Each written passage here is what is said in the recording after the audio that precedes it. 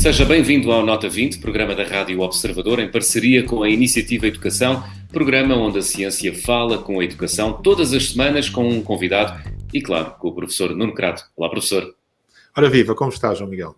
Professor, esta semana vamos deter-nos sobre a questão da pobreza por causa de um estudo recente sobre o fenómeno. Antes, a pergunta que colocámos aos nossos ouvintes na rede social Twitter, a pergunta era a seguinte: o percurso escolar é um fator decisivo para a situação de pobreza dos portugueses? E 80% respondeu que sim. Professor Nuno Crato, quer comentar este resultado? Olha, eu acho que esse resultado demonstra um grande bom senso, ou mostra um grande bom senso por parte dos nossos ouvintes e das pessoas que responderam a esse inquérito, porque de facto a pobreza é um condicionante que tem impacto na educação e a educação tem impacto na pobreza, ou seja, para sair da pobreza é bom estudar, é bom a qualificação do jovem, é fundamental a qualificação dos jovens e também os que são mais pobres têm mais dificuldade em acompanhar os seus filhos do seu envio à escola e muitas vezes não valorizam da mesma maneira a educação. Portanto, as duas coisas estão relacionadas. E por isso é que este estudo que nos traz aqui hoje, que o professor Fernando Diogo, que foi a cabeça do estudo, a pessoa que coordenou o estudo, é importante para nós, porque existe essa relação entre a pobreza e a educação. É um estudo da Fundação Francisco Manuel dos Santos, que foi difundido na semana passada, e nós temos esta semana aqui na Iniciativa Educação, no nosso site, um artigo exatamente do professor Fernando Diogo, que nos explica o essencial do estudo para a educação, para quem está interessado nos aspectos educativos. Vamos lá então esmiuçar as conclusões desse estudo e também focarmos nesse artigo. Dou as boas-vindas ao professor Diogo, Fernando Diogo. Olá, professor da Universidade dos Açores, investigador do SIX Nova e coordenador do livro A Pobreza em Portugal, Trajetos e Cotidianos. Professor Fernando Diogo, há um número com o qual nós portugueses somos confrontados habitualmente. 1/5 da população portuguesa é pobre. Os pobres são menos escolarizados. O que é que nos dizem os números conhecidos sobre esta realidade? Antes de mais, gostaria de agradecer o convite, saudar todos, quer os presentes, quer os que nos estão a ver e a ouvir, e respondendo à questão, é inequívoco. Ou seja, nós olhamos para as questões da escolarização e vemos de facto que os pobres têm escolarizações muito mais baixas do que o resto da população. Não obstante, há diferenças entre os pobres e uma questão importante deste estudo é que os pobres não são todos iguais, partilham todos essa condição e isso dá-lhes algumas características semelhantes, afinal são todos pobres, mas dentro da sua situação de pobreza estão longe de ser todos iguais e esse estudo mostra isto e especificamente no que diz respeito aos aspectos educativos. Mostra o quê em concreto, professor Fernando Diogo? Várias e muitas coisas, não é? Para dar um exemplo, nós conseguimos perceber que existia dentro dos pobres 4 grandes perfis de pobreza, não é? E isso é uma das questões, e aliás depois podemos falar um pouco mais sobre esses perfis, e dentro da educação percebemos ver que há algumas diferenças entre os perfis, se bem que neste tema da educação o que precisamos ter noção é de que é uma daquelas características que não distingue muito os indivíduos em situação de pobreza. Tenham eles 80 anos ou tenham eles 20 anos, há aqui algumas persistências, diria até estruturais, que ajudam a explicar, aliás, a situação de pobreza, como disse o professor Nuno Crato, mas que não fazem distinguir muito os indivíduos, que é, de uma forma geral, o nível educativo das pessoas em situação de pobreza é baixo, com algumas sutilezas. Mas nós há números, Portugal tem números, e o professor tem-nos, sobre a taxa de pobreza de acordo com o nível de escolaridade, ou não? Sim, aquele artigo que o professor Nuno Crato falava há bocado, tem lá um resumo, e que está no site da Iniciativa Educação, tem lá um resumo. Podemos dar-vos só alguns exemplos. Quem tem uma escolaridade inferior ao ensino básico, a taxa de pobreza neste grupo, dos que têm escolaridade inferior ao ensino básico, é 46,5%. Ou seja, quase metade das pessoas que têm uma escolaridade inferior ao ensino básico é pobre. E este grupo representa 5,5% do total dos pobres. ter o primeiro ou o segundo ciclo do ensino básico, há uma taxa de pobreza de 28,7%. O que é que isto quer dizer? 1 em cada 5 pessoas tem o primeiro ou o segundo ciclo, vive em situação de pobreza. E isto representa 44,4% dos pobres, ou seja, quase metade, mais uma vez, dos pobres têm entre o primeiro e o segundo ciclo. Em sentido inverso, não é? Quem tem o ensino superior, a taxa de pobreza é francamente mais baixa, que é 4,9%, e que representam estas pessoas 5,8% dos pobres, ou sensivelmente 6%. Portanto, nós olhamos para estes números e percebemos que há, de facto, uma diferença muito grande em termos do que é a escolaridade em relação à probabilidade de ser pobre. E, aliás, nós fizemos esses números. O que é que nós fizemos? Pusemos os 3 primeiros ciclos do ensino básico todos juntos e comparámos com o ensino superior e percebemos que ter um ensino básico representa uma taxa de pobreza acrescida em relação a quem tem o ensino superior de 10,4%. Mesmo ter o ensino secundário, em relação ao superior, a probabilidade acrescida de pobreza é de 4,4%. Portanto, de facto, ter o ensino superior protege bastante da pobreza, quando ter o ensino secundário já protege alguma coisa e por aí fora. Professor, há um tema, desculpe-me interromper, mas há um tema que é muito discutido sempre que se fala de educação e que se fala de pobreza ou de áreas parecidas, que é de onde vai a causalidade? Por onde vai a causalidade? Como é óbvio, vai nos dois sentidos, ou seja, se a pessoa nasceu numa família mais pobre, terá mais dificuldade em prosseguir os seus estudos. E se a pessoa não prosseguir os seus estudos, tem naturalmente mais probabilidade de estar perto da pobreza ou estar mesmo na pobreza. Mas o vosso estudo diz-nos alguma coisa sobre estas causalidades recíprocas, sobre qual é o fator preponderante, ou isso é muito difícil? É muito difícil. Isto é um circular, diria o povo, uma pescadinha de rabo na boca, não é? Portanto, não há um ponto em que comece, um ponto em que acabe. De facto, nós vemos que há aqui uma das principais características da pobreza em Portugal é a intergeracionalidade da pobreza. Isto é uma pobreza tradicional e essa tradicionalidade da pobreza vê-se de duas maneiras. Primeiro, é muito persistente ao longo da vida dos indivíduos, portanto, uma vez pobre é difícil deixar de o ser, mas consegue-se. E a segunda questão é que ela tende a ser herdada de geração para geração. E, portanto, como é que a escolaridade aparece aqui? Aparece que estas pessoas, na sua grande maioria, abandonaram a escola em idades muito precoces, em situações que hoje configuram trabalho infantil e que, em muitos casos, aliás, já configuravam trabalho infantil no momento em que as pessoas deixaram a escola para ir desenvolver atividades laborais as mais diversas. E, portanto, é muito difícil dizer qual é a relação de causalidade. Isto é a realidade não se adequa, neste caso, aos modelos aos esquemas de inteligibilidade que nós temos para ler, porque as coisas estão de tal maneira imbricadas que não é possível, de facto, e não sei até que ponto irmos muito longe, ficarmos a pensar muito nisto, não é demasiado estéril, não é? Porque, de facto, não é possível. Não é? Mas, de qualquer maneira, há uma recomendação que eu creio que se pode ser dada às pessoas, é que quanto mais estudarem, mais probabilidades têm de sair da pobreza àqueles que são pobres e de ter um melhor rendimento e uma vida mais completa àqueles que, de qualquer maneira, têm essa opção à frente. Julgo que isso pode concluir, não é? Sim, eu aliás costumo dizer que de longe o principal desafio ao desenvolvimento do país é a questão da qualificação escolar para aqueles que estão em idade escolar e qualificação profissional para os que estão em idade ativa. Isso não é suficiente, que está aqui depois também uma coisa muito importante que nós não estamos a falar, que é o efeito de contexto. E, por exemplo, no que diz respeito aos pobres, para percebermos bem o que é este efeito de contexto que afetará muito esta questão do impacto da bondade do estudar, por exemplo, a adequação perversa entre baixas qualificações e empregos precários, mal pagos, pouco produtivos.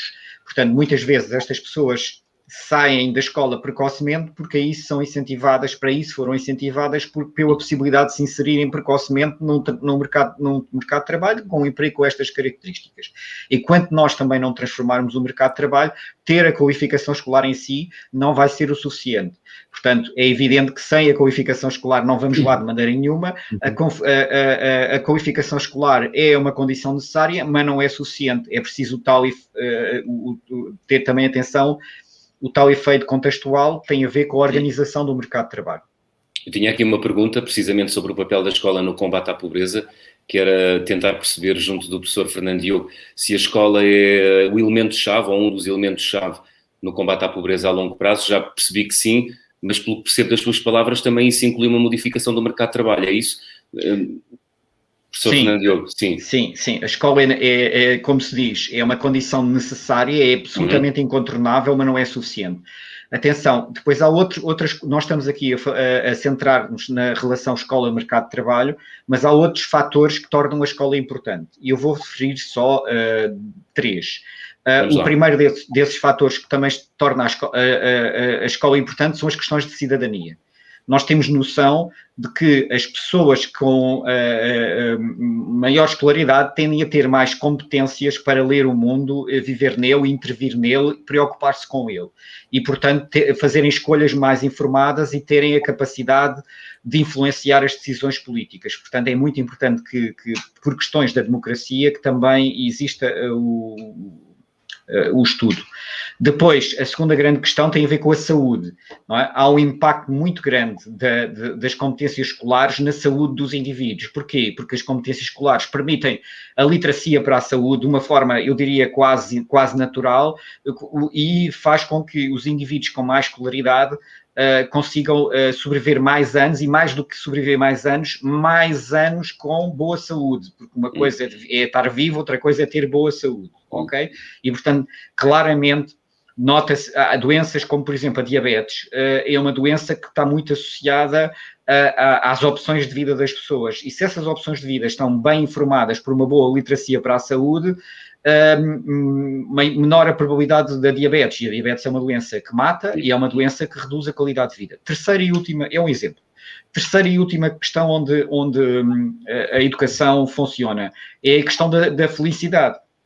Bom, a felicidade é sobretudo um sentimento, as pessoas sentem-se ou não se sentem felizes, e o que está claro, aliás, para estudos feitos em Portugal, é que há uma associação muito grande entre a felicidade e a educação. Quanto maior a escolaridade da pessoa, mais feliz é a pessoa. Portanto, para além do mercado de trabalho, há outras formas em que ter uma educação elevada é importante. É claro que, para sair da pobreza, o essencial é o mercado de trabalho, mas ser feliz não é propriamente uma questão menor, não é? Uhum. E é para muita gente um objetivo de vida. Legítimo, claro. Claro. Há um ponto aqui. Ia dizer. Ia dizer o seguinte, há um ponto aqui que é muito caro a nós na Iniciativa Educação, que é o ponto da qualificação profissional, porque nós temos um programa que é o Ser Pro, que se destina exatamente a facilitar aquilo que às vezes é muito difícil, que é uma ligação mais estreita entre a formação profissionalizante dos jovens e as necessidades dessa profissionalização por parte do mercado de trabalho, por parte daquilo que a sociedade precisa. Não sei se o professor Fernando Diogo nos pode dizer alguma coisa sobre isto. Posso, sim, senhor, o estudo trabalhou essa questão.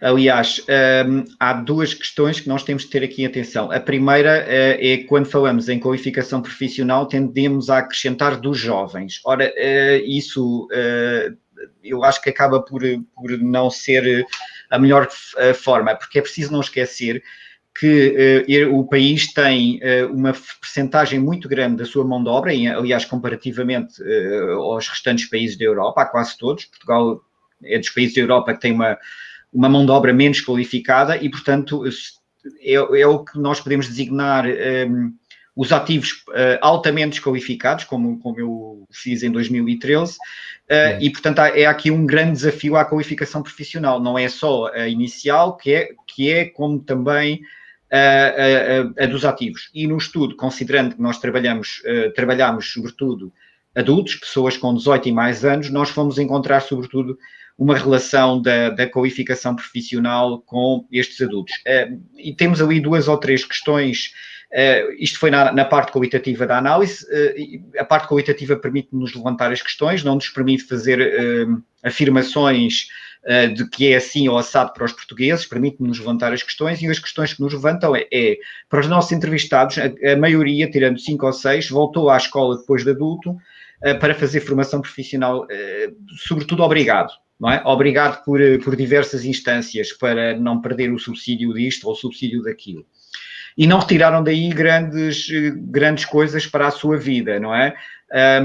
Nota-se claramente que há aqui uma desadequação da formação que foi referida que estes indivíduos tiveram em relação àquilo que era a sua possível situação de pobreza. Nenhum saiu da situação de pobreza, e os que encontraram trabalho foram poucos, não é? Literalmente 2 ou 3. Na verdade, podemos concluir que foi para manter o seu status quo, ou quase.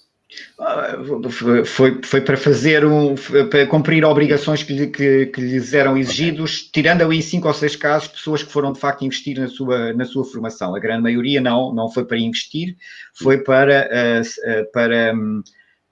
enfim, responder a constrangimentos que lhe foram colocados por entidades oficiais. É claro que nós só analisamos, isto é uma ressalva importante, só analisamos pessoas em situação de pobreza. Pessoas que saíram da pobreza por esta via não estão dentro do nosso radar, por assim dizer. Quando diz analisamos, é porque este estudo... Deixa-me só dizer só esta afirmação, professor Nuno Crato, é para explicar aos nossos ouvintes. É porque este estudo tem uma componente quantitativa, isto é, agarraram-nos dados e compilaram-nos e trabalharam-nos e chegaram a conclusões, pois há também um lado qualitativo que falava há pouco, que tem a ver com entrevistas que realizaram a pessoas que estão em condição de pobreza. É isso, professor Fernando Diogo? Exatamente.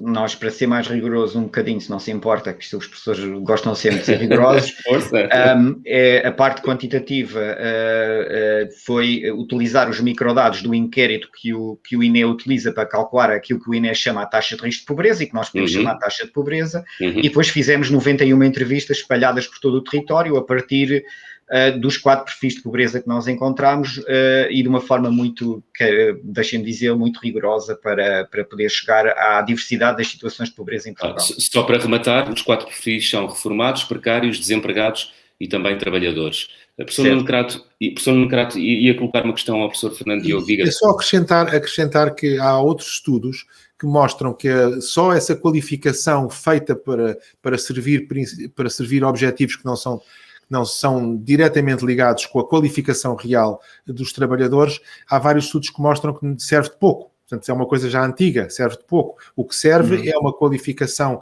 real dos trabalhadores para poderem, na sua profissão, serem mais produtivos e terem ordenados superiores. Muito bem. Professor Fernando Diogo, há aqui uma questão, tem muito pouco tempo. Gostava só de perceber, sentiu que havia consciência por parte das pessoas que foram entrevistadas de que a escola poderia ajudar a impulsionar a sua saída da sua condição de pobreza? Sim, nós colocámos a questão às pessoas, perguntámos-lhe, nomeadamente, o que é que acha se tivesse estudado, como é que acha que seria a sua vida hoje? Seria diferente, seria melhor, seria pior?